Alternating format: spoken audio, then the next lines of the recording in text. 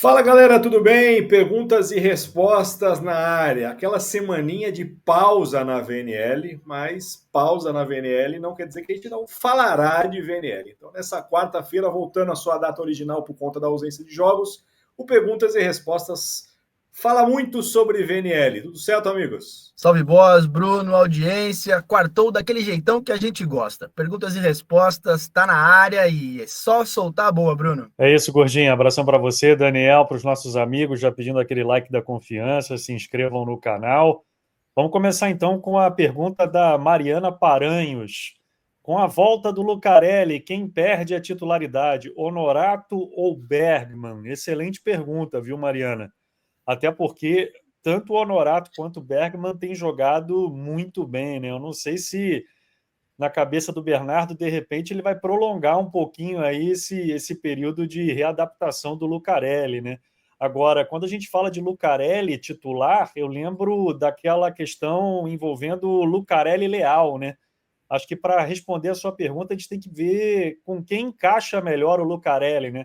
Com o Honorato, que dá mais segurança no passe e o Lucarelli fica mais liberto para o ataque, com o Bergman, de repente, pode ser uma situação parecida com a do Leal, dois ponteiros de força. É realmente uma pergunta difícil de ser respondida, hein, amigos? E na real, Bruno, que na teoria aceita tudo, né, cara? Na prancheta, no papel, aceita tudo. O Lucarelli como capitão, na teoria, titular da seleção brasileira, mas na atual conjuntura, você falou de repente o Honorato por ser mais construtor do que definidor, mas fez 21 pontos mais do que o Lucas Bergman na competição em 2 semanas, 8 jogos. Então, eu me lembro muito bem de Giovani ser o Didião e, meu, estar na seleção e bater palma, sei lá, para Dante, para Giba, para Nauber.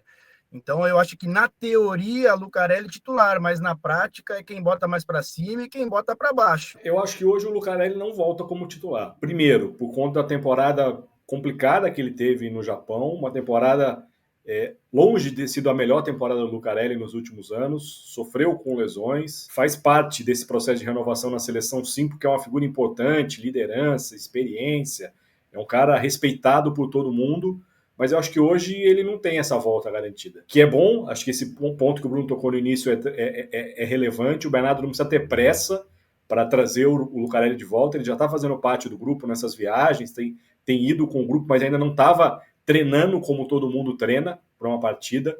Então eu acho que está sendo bom para que ele tenha tempo para se recondicionar, mas acho que quando tiver 100% ele vem para brigar, ele não tem titularidade garantida. Próxima pergunta também tem a ver com o masculino. O Vinícius Bastos quer saber da gente, das seleções masculinas em renovação, quais chamaram mais a atenção? Olha, Vinícius, uma seleção que mostrou bons nomes é a França, cara. Esse Tizil Alou, levantador que eu tive a oportunidade de ver jogar de pertinho aqui em Portugal, é um levantador muito bom. Acho que a França vai estar bem servida. Aí o Gueye no meio também é um central de muito potencial. Apresentou bons nomes. A seleção argentina também, né? Agora que não conta com o De Checo, tem um oposto também que me parece ser da mais alta prateleira, né? Jogou sem o Bruno Lima. Então, falando das seleções em renovação, eu acho que essas duas, viu? Porque a Polônia, ela renova, mas renova poupando, né, a sua tropa de elite e apresenta nomes não tão jovens assim, né? E a Ucrânia, sem o Plotnich, que é verdade, também não dá para a gente dizer que é uma seleção renovada, é a força máxima que eles têm e, para mim, é a surpresa da competição. O Bruno já destrinchou, né, Chapa? Mas não tem como passar por essa pergunta sem citar o Brasil. Tá maluco, líder da competição, com um time absolutamente renovado, com peças alternativas, ainda sem contar, na teoria, com sua força máxima, com muita margem para crescimento.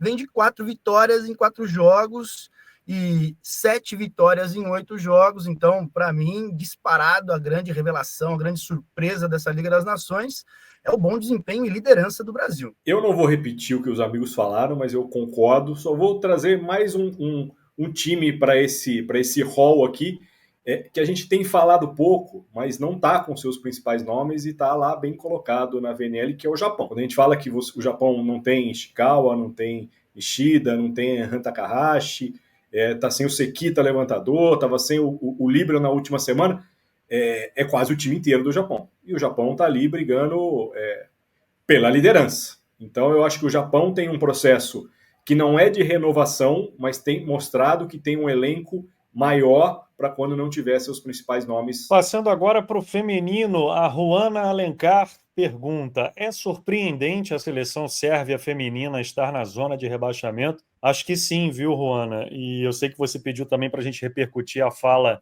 da Maja Ojanovic. Ela veio a público dizer que o Giovanni Guidetti tentou implementar muito rapidamente o jeito dele de jogar e ouviu pouco as jogadoras sérvias, né?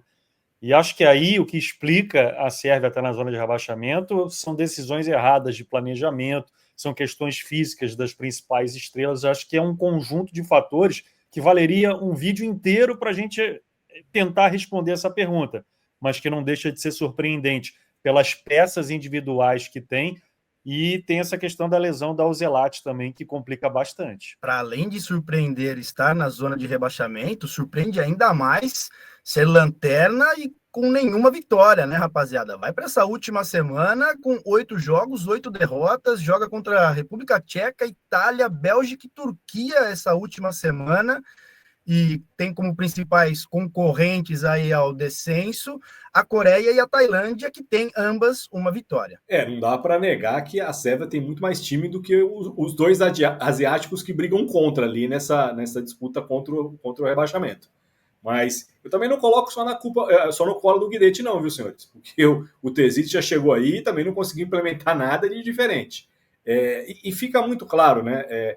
A Sérvia, por mais que ela tenha bons nomes, como, vamos dizer, coadjuvantes, sem a Boskovic é outro time. É muito simples isso. Com a Bosko já estava difícil vencer nessa última temporada, sem a Bosko, então, virou o time normal. E aí sente falta de Uzelati, as centrais não conseguem funcionar.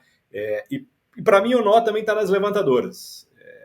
Não dá, você perde Maia e perde a Drica Zivkovic, você já ficou bem capenga. Então a Sérvia tem muitos problemas, não é um só não. Vamos falar do Now United agora, galera. Ai, ai, ai. Jonas Vinícius, assim que todas as naturalizadas da Turquia puderem atuar juntas, o elenco será um dos mais fortes?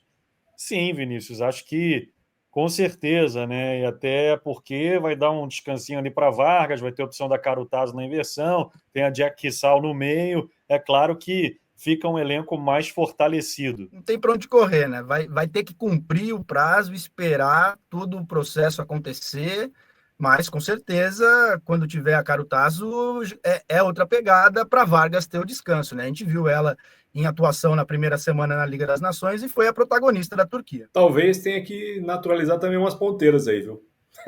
Acho que vai faltar em algum lugar.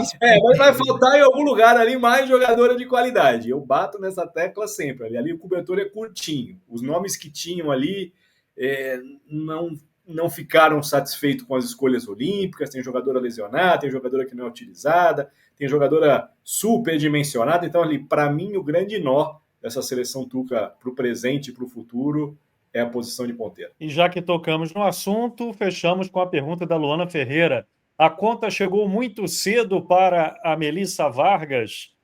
Eu acho que principalmente nos Jogos do Brasil isso ficou nítido, né, Luana? Quanto ela está sofrendo fisicamente, e o próprio Santarelli faz questão de bater nessa tecla daquele ano inesquecível de 2023. Ele não esconde que aquilo só foi possível porque todas estavam voando fisicamente, e agora não me parece ser o caso da Vargas. Depende do ponto de vista também, o cedo, porque a Vargas atua em alto nível profissionalmente desde os 13 anos, rapaziada. Jogou Grand Prix a Vargas.